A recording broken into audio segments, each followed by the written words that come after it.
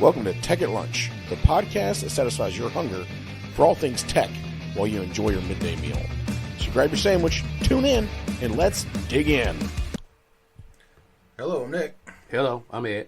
And this week we don't have Champ with us. He's on vacation, and hopefully he's having a great time with the family this week. By the way, some pretty big news. We're eventually going to launch our first video on the Volcanara Eats channel on YouTube. So, where we talked about Spinks, but we'll let y'all get to the end of that one. You heard me and Champ talk about, preventive maintenance in IT, and, software preventive maintenance and stuff like that, talking about, looking into your, switch configurations, making sure your switches are up and stuff like that, make sure your software and stuff like that, caches are cleared, and stuff like that.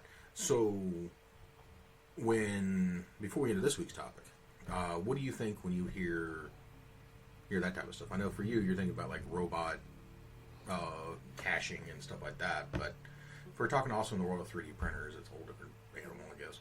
Well, just generally in IT, if we're talking about where it interfaces or where IT meets OT,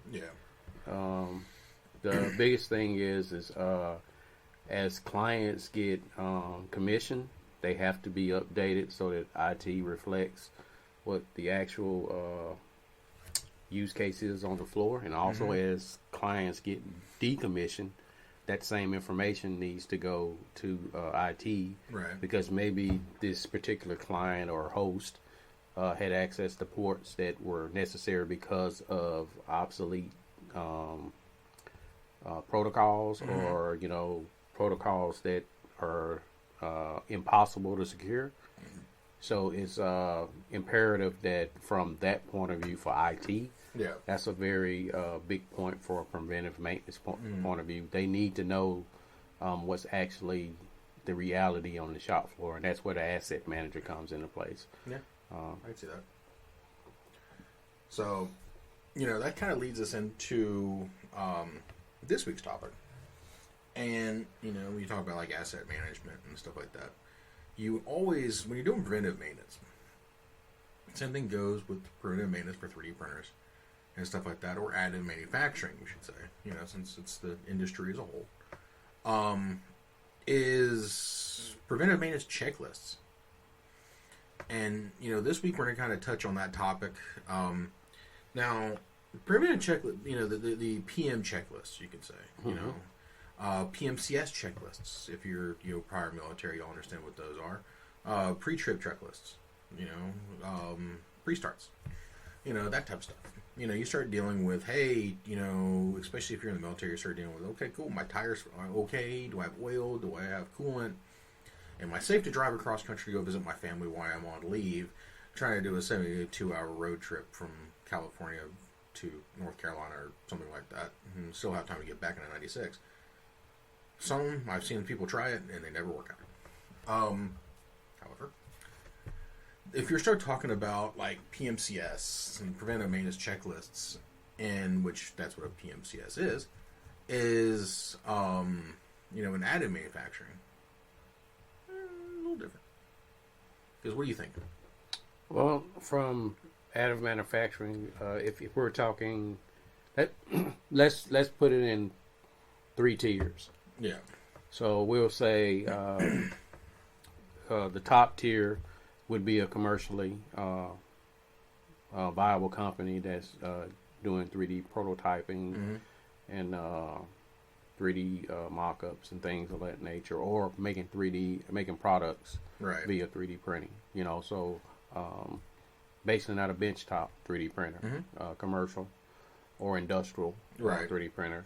The next level would be print farms, which would be still at a little bit above the hobbyist level, but it's maybe more printers, maybe a little bit more process put in place, it's and like then a hobby pro. And then the hobbyist himself, this depends on are they prototyping a lot? Mm-hmm. Are they 3D printing things to solve problems, or to just, okay, hey, I found this model, it's pretty cool, I want to print Moon Knight. Right.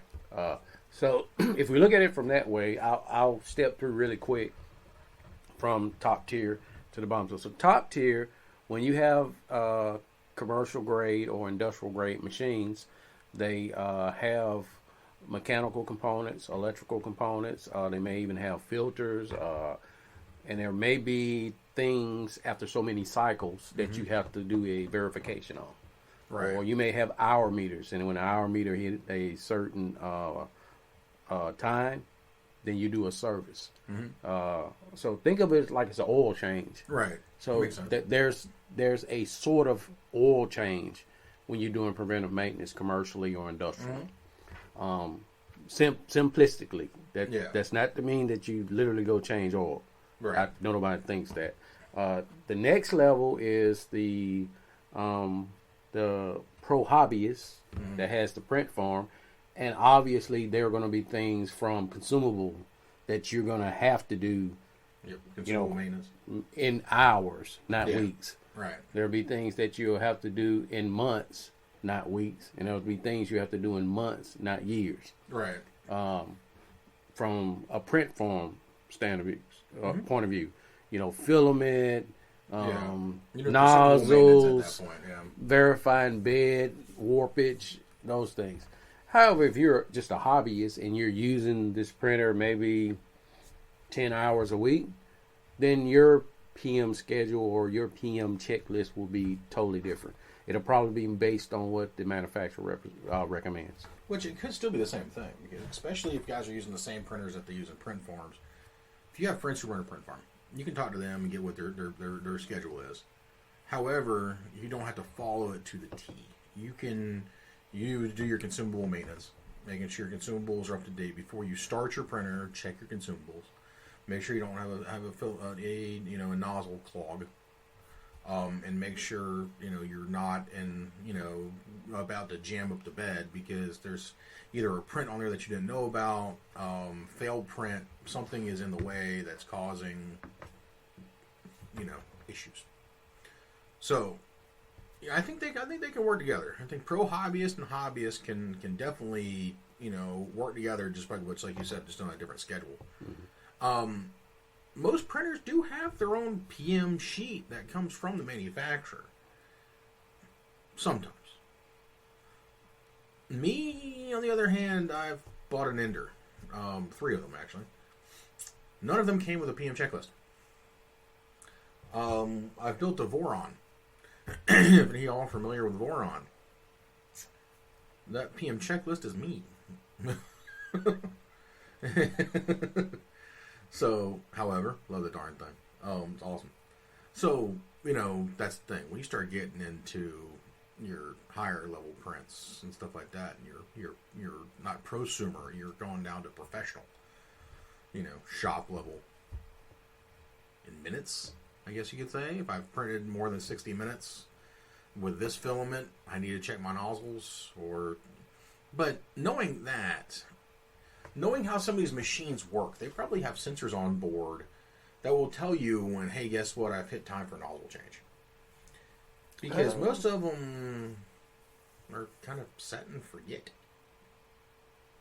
So I would say, when you're talking commercial and industrial, those machines, because it's an industrial machine, has some diagnostics built into the from the microcontroller itself. Maybe that capability is available at a hobbyist level, with some, some fiddling with the firmware. But generally, if I was going to start a list, the things that I would do is daily, weekly, monthly, and what has to be quarterly done. Yeah. And so daily would be verification of filament, bed level, nozzle, integrity, and those things. That would be when, if you want to say print or benchy or whatever you want to do to verify. Right. Or maybe you just run a cycle where you verify that your level sensor that you're using to level the bed for automatic bed leveling is actually true to what it says it is. Maybe you print just a one layer and say, well, hey, this one layer looks good. Right. And then you say, okay, now I can do my print. The other things you would look at is lubrication for things that are mechanical that, work over several cycles. You would also look at things like cable routing. Is my cable routing still good? The most important part is the filament. How long have I had this filament?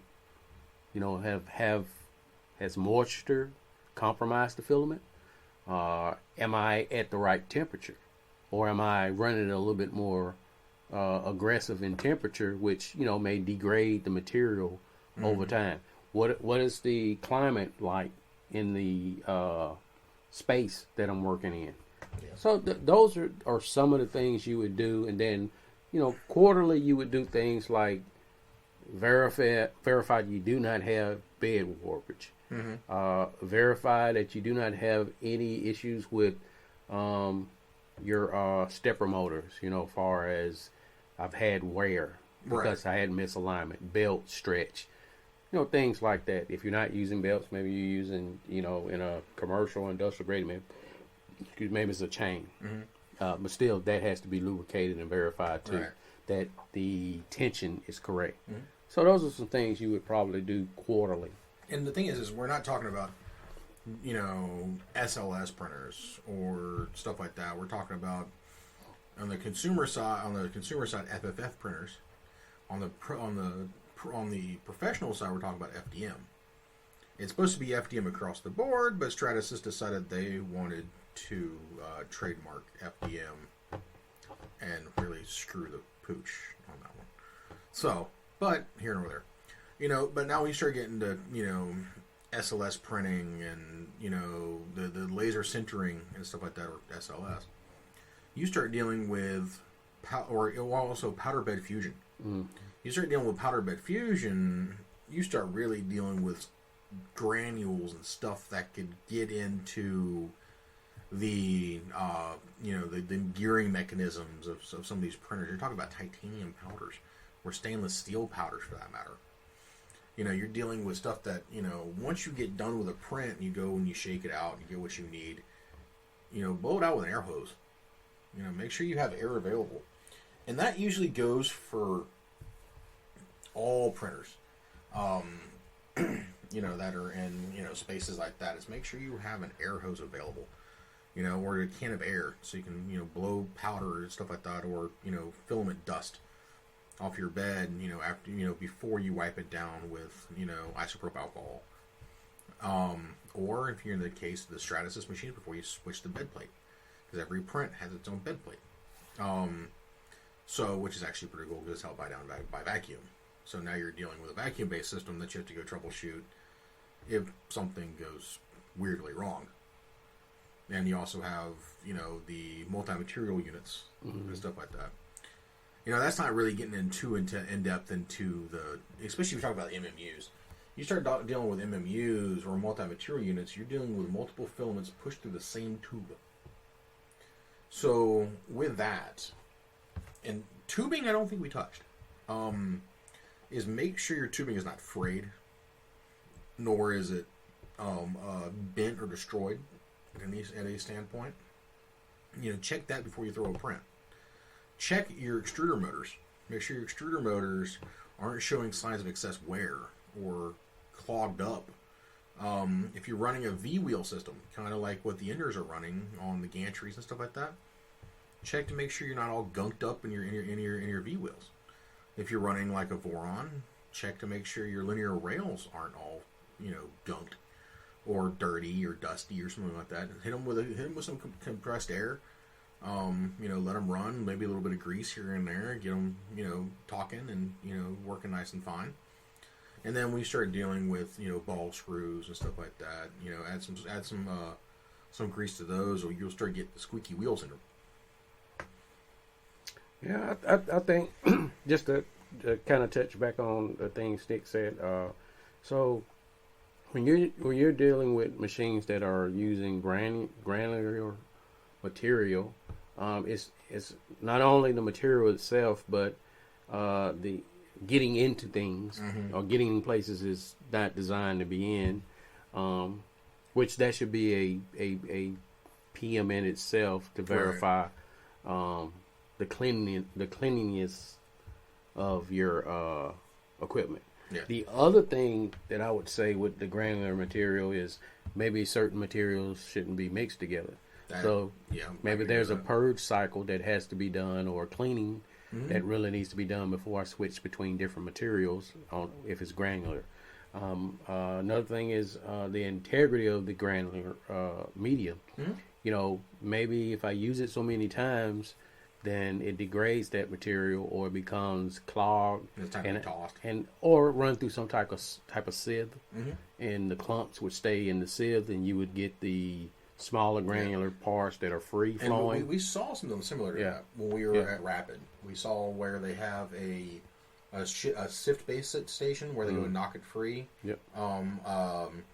So when they take the print out and they load it into the machine, it shakes it free, and they have a 95% catch return. Yeah. So it breaks it all through. They add new and then add it back. Form Labs was actually the people who have that. It's a whole entire system that's all broken out together. Great. Expensive, but great. Yeah, I think, like I said, the big thing is contamination between different types of material.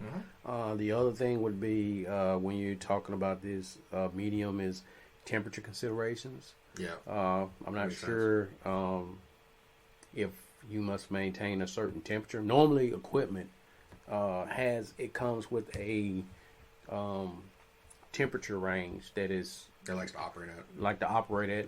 It will operate outside those parameters, but then you get degraded performance from that mechanism. Makes sense. Then to move on further, when we start talking about, maybe someone has a hobbyist has a printer. One other thing that people need to consider is the quality of the tube that you're using for feeding the filament in there, and also remember that tubing also touches the heat break. So over time, you could have a deterioration of that particular part, and it could maybe become like fused. Fused, or it could, when the filament is feeding, it could start to catch. And because the material has lost its integrity. Capricorn tubing is a great way to fix that problem. I mean, those are some things to do. Then also, are you cleaning your nozzle? Are you cleaning around all of the heated elements? Are you heating elements could go bad over time? Are you taking a temperature probe and verifying that what it says is that temp, it is that temp? Right. So those are some things I would do, not quarterly, but maybe at the end of every year. I would verify what the microcontroller is telling me. Right. Where I can. It's not that easy on other things. Temperature-wise, it is. Yeah.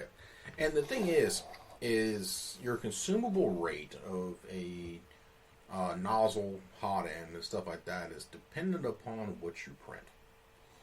So, for example, if you're printing a filament that's got wood in it, or got carbon fiber in it, or got an abrasive material in there, it's going to eat through brass nozzles like it's going out of style. So probably every 2 or 3 prints you're replacing a nozzle, so it won't get out of spec. That's if you don't go to a high abrasion nozzle, like the ones that we've seen from Slice Engineering or the diamond nozzle guys and stuff like that, which we saw a couple of those at Rapid, and they're amazing. I mean, absolutely, it's weird to think, because you got to think about it, that also more your nozzle is worn back, the less temperature transfer you're getting. So the guys who are using diamond nozzles or treated nozzles also have the availability for that heat temperature to go all the way to the nozzle point itself, instead of just back inside the heat break. So as you're eating away your nozzle on traditional nozzles, you're eating that away. So you don't really have that anymore, and also it makes the orifice bigger and bigger and bigger. So, make sure you're watching what you're printing. Like, for example, on the Voron, I print ABS a lot, or ASA. That is in a heated chamber. So now I've got wear on not just the chamber itself. I've got wear on my CAN bus system that I'm running. Which is another PM part I got to worry about is CAN bus. The nozzle and all the heat breaks. Is it a lot? Not really. But it's enough to make you know that, hey, guess what? I need to replace this.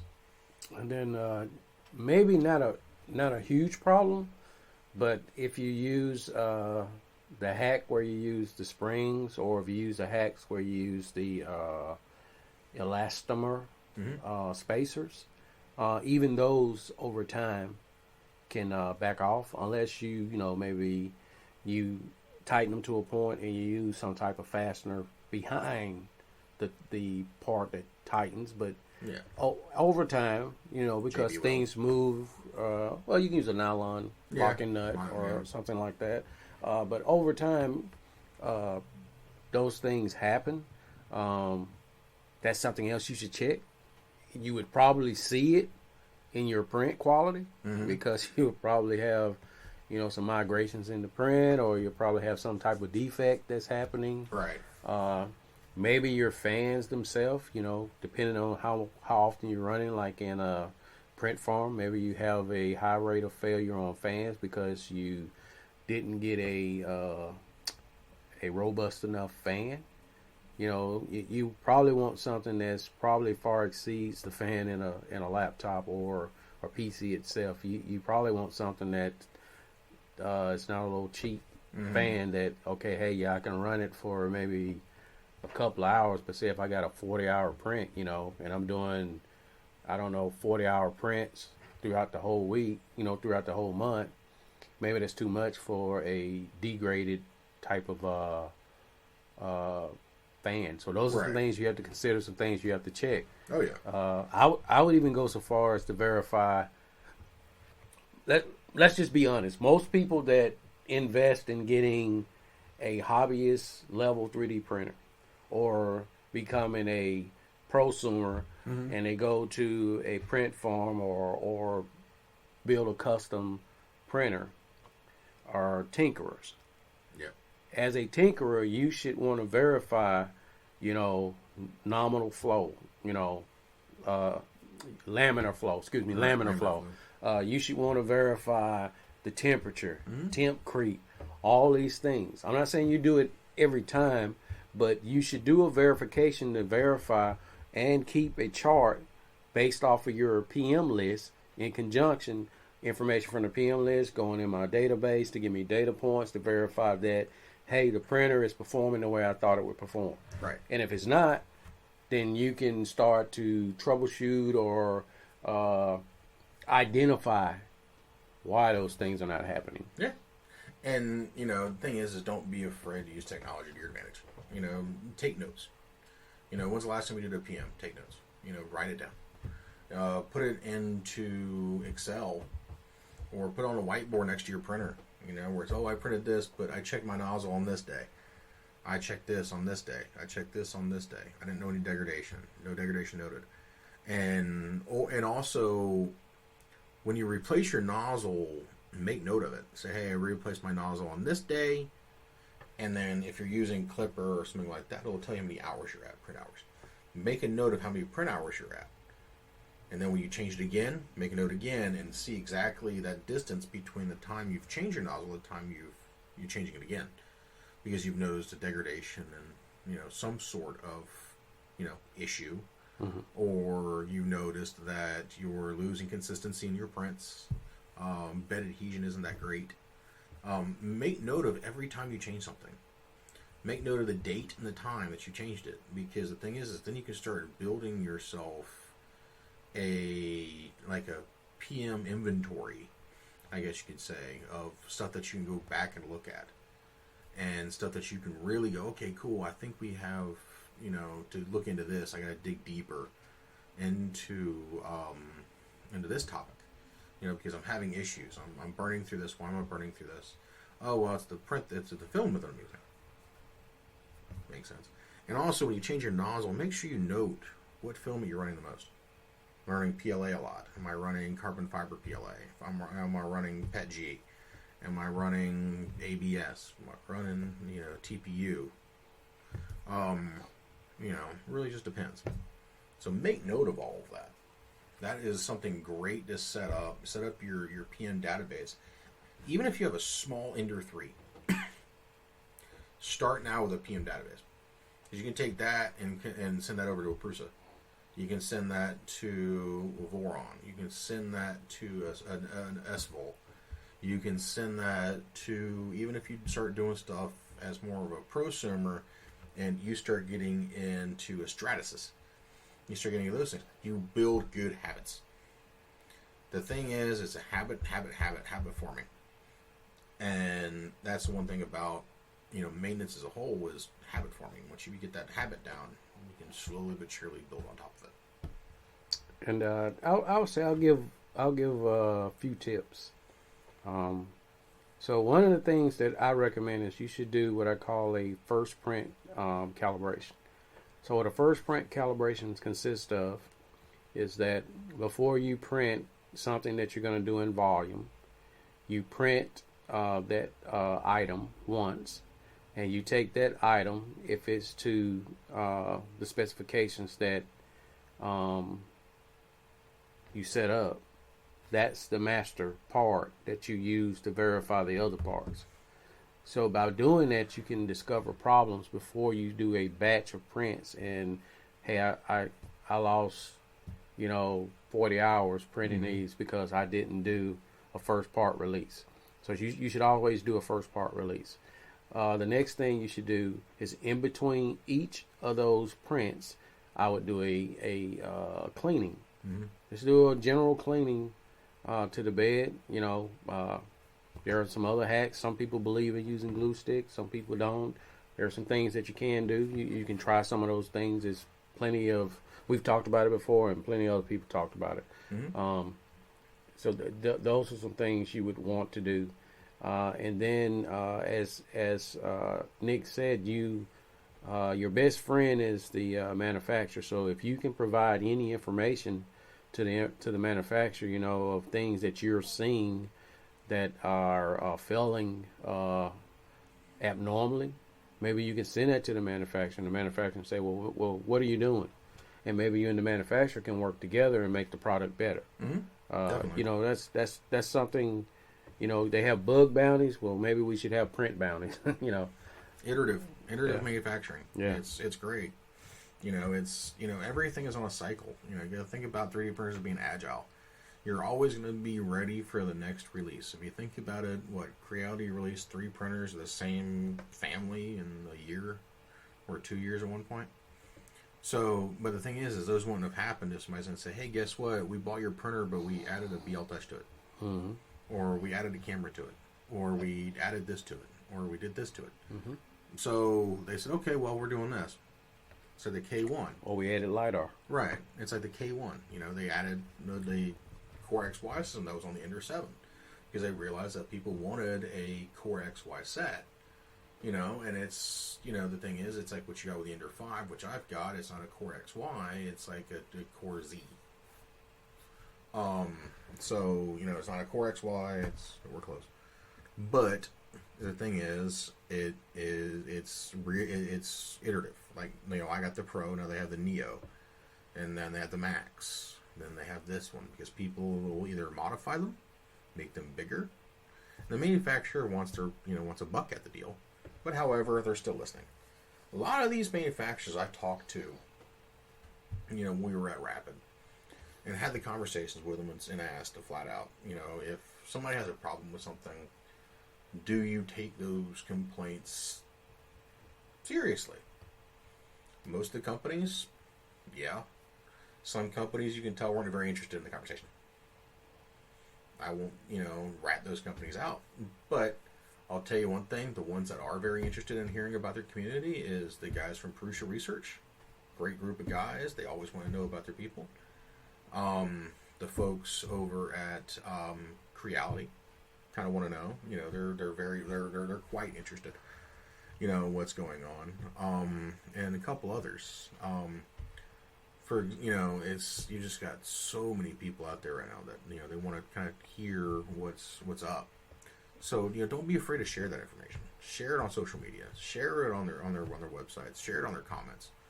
Send them an email and let them know that, hey, guess what? I found this problem and I'm having this issue. Most resin printers have been fixed or modified because somebody found something during the resin print that they wanted. For example, in the resin printers, you have the auto bed fill situation. That came up by somebody using the printer that say, I want a way to refill my bed automatically. Mm-hmm. So the company went, oh, okay, well, let's add that feature. So as it gets low, it automatically fills it back up based off the sensor. Mm-hmm. Yeah. And speaking of sensors and software, firmware, you should always consider firmware updates when the manufacturer suggests it. Mm-hmm. You can always, make a backup. Always make a backup. Mm-hmm. I've lost printer almost that way.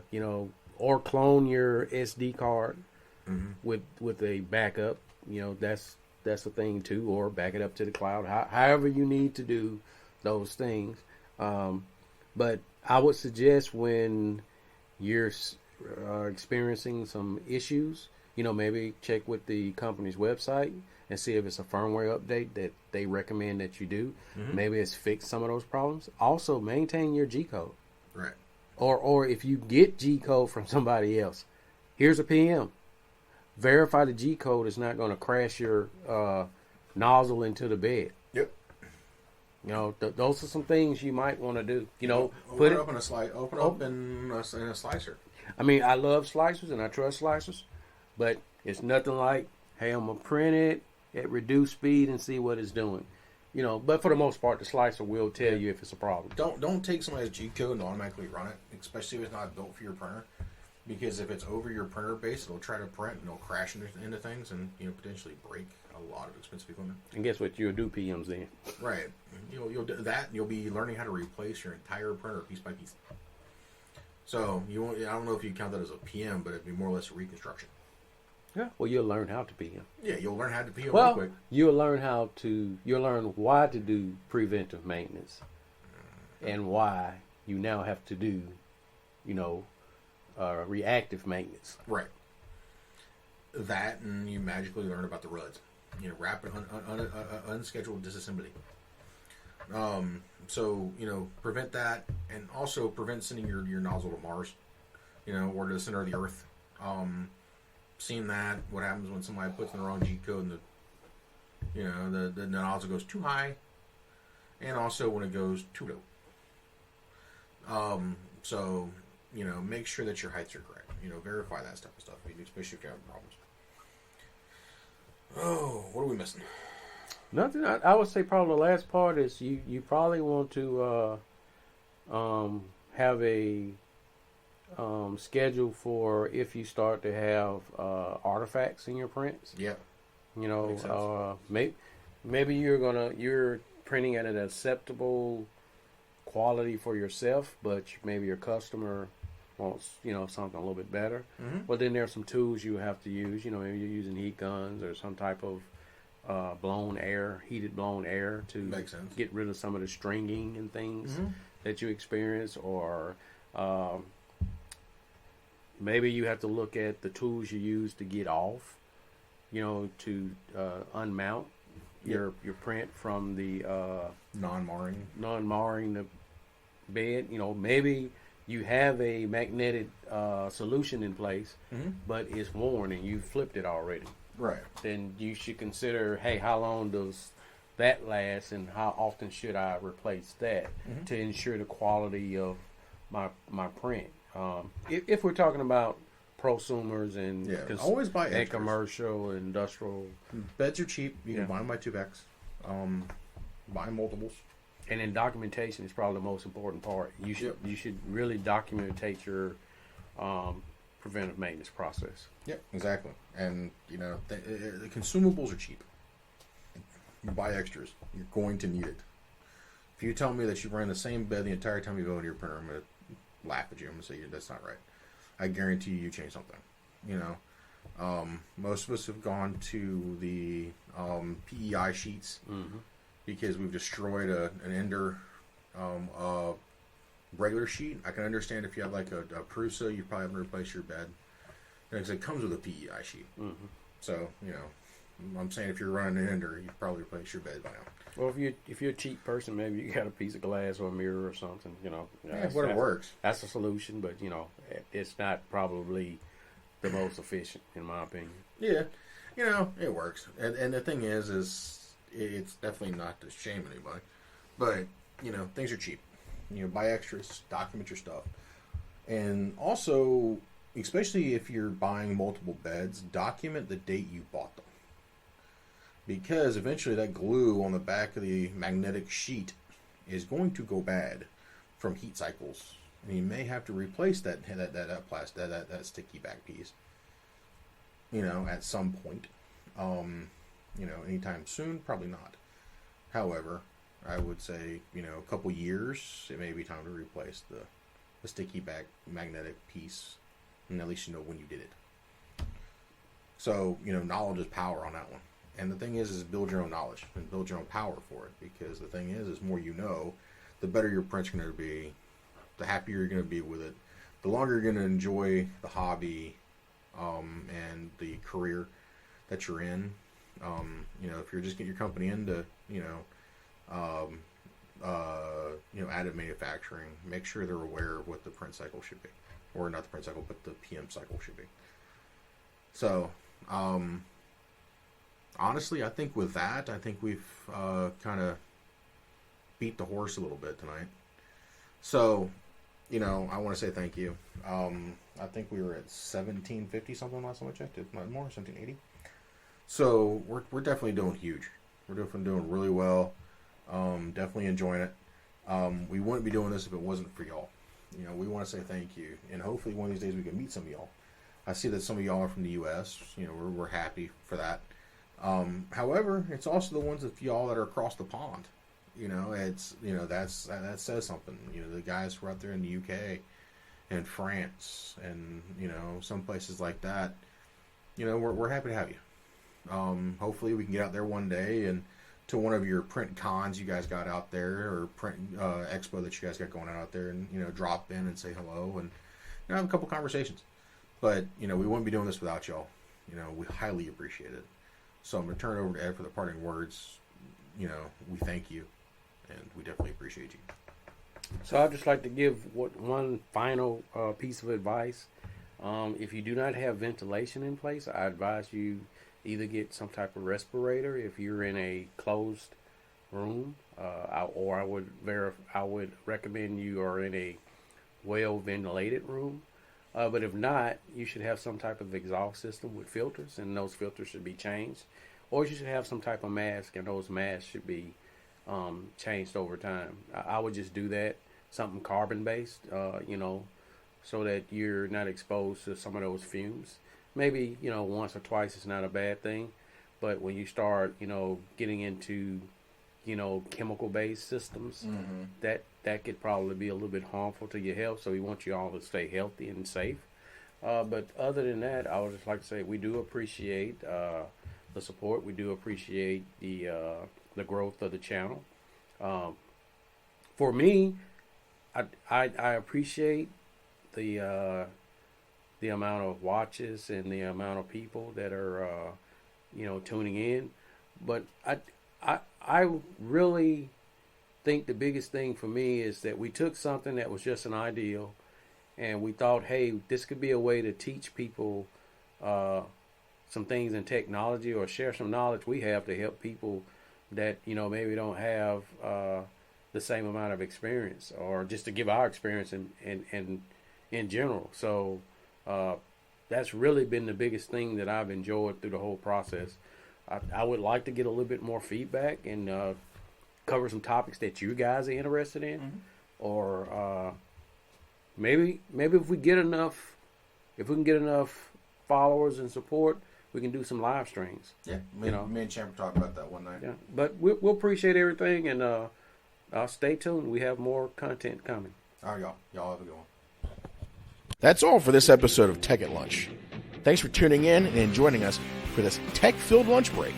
We hope you enjoy the show. And don't forget to subscribe on all channels. And also, you can find us on YouTube under Vulcanara Technology Solutions. And join us for our next episode, which gets published every Wednesday at 8 a.m. All right, y'all. Have a good one. See you later.